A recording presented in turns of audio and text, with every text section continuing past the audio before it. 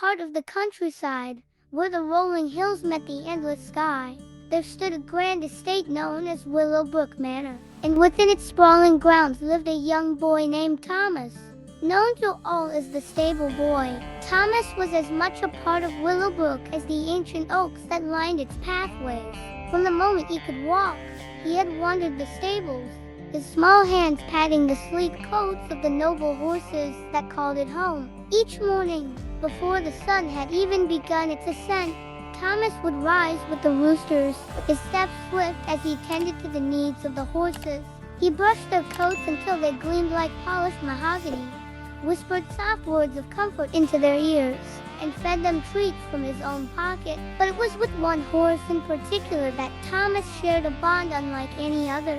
His name was Midnight, a majestic black stallion with eyes that sparkled like the stars themselves.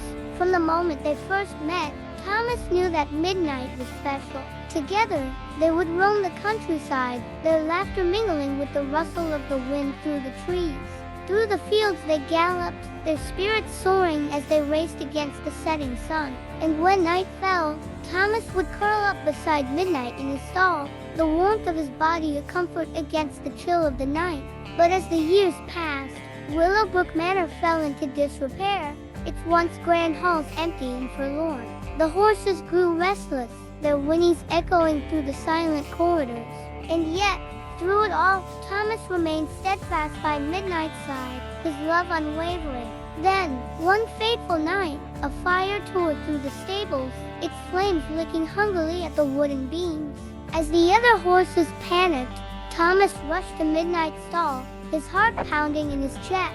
With tears streaming down his face, he whispered words of reassurance, his hands gentle as he led Midnight to safety. And though Willowbrook Manor may have crumbled to dust, the bond between Thomas and Midnight remained unbroken.